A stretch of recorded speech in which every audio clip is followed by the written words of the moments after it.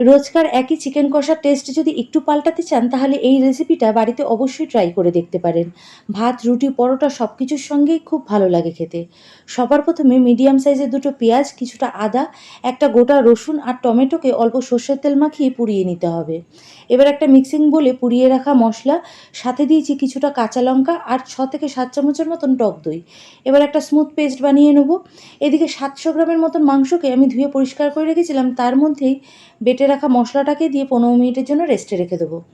এদিকে কড়াইতে সাদা তেল গরম করে তেজপাতা আর গোটা গরম মশলা ফোড়নে দিয়ে দিয়েছি। তারপর দিয়ে দিলাম মেখে রাখা মাংসটাকে দিয়ে 7 থেকে 8 মিনিট ভালো করে লো ফ্লেমে রান্না করে নেব। মাংসটা থেকে দেখুন যখন এরকম জল বেরিয়ে আসবে তখন দিয়ে দেবো হলুদ গুঁড়ো, লঙ্কার গুঁড়ো, ধনে গুঁড়ো, জিরে গুঁড়ো, স্বাদ মতো নুন আর চিনি। এখানে আমি আপনাদের নুনটা দেখাতে ভুলে গেছি।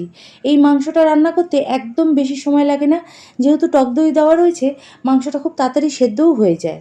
এবার 7 থেকে 8 মিনিটের জন্য আবারও লো ফ্লেমে ঢেকে দেবো।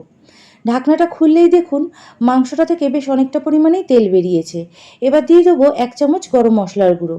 আবারও সব কিছুকে ভালো করে নাড়াচাড়া করে নেব। যেহেতু মাংসটার মধ্যে পেঁয়াজ, টমেটো, রসুন এগুলো পুড়িয়ে দিয়েছিলাম, তাই খুব সুন্দর একটা গন্ধ আসছে। এইভাবেই ঢাকা দিয়ে দিয়ে 10 থেকে 12 মিনিট রান্না করে নিতে হবে আর মাঝে মাঝে একটু নাড়িয়ে নিতে হবে, যতক্ষণ না মাংসটা খুব সুন্দরভাবে সেদ্ধ হয়ে যাচ্ছে। দেখুন 10 থেকে 12 মিনিট হয়ে গেছে, মাংসটাও খুব সুন্দরভাবে সেদ্ধ হয়ে গেছে, একদম তৈরি হয়ে গেছে। আমিও বাড়িতে তৈরি করে ফেলেছি, আপনারাও তৈরি করে ফেলেন। রান্নাবাটি চ্যানেলে আমি Ananya, please like and subscribe করুন।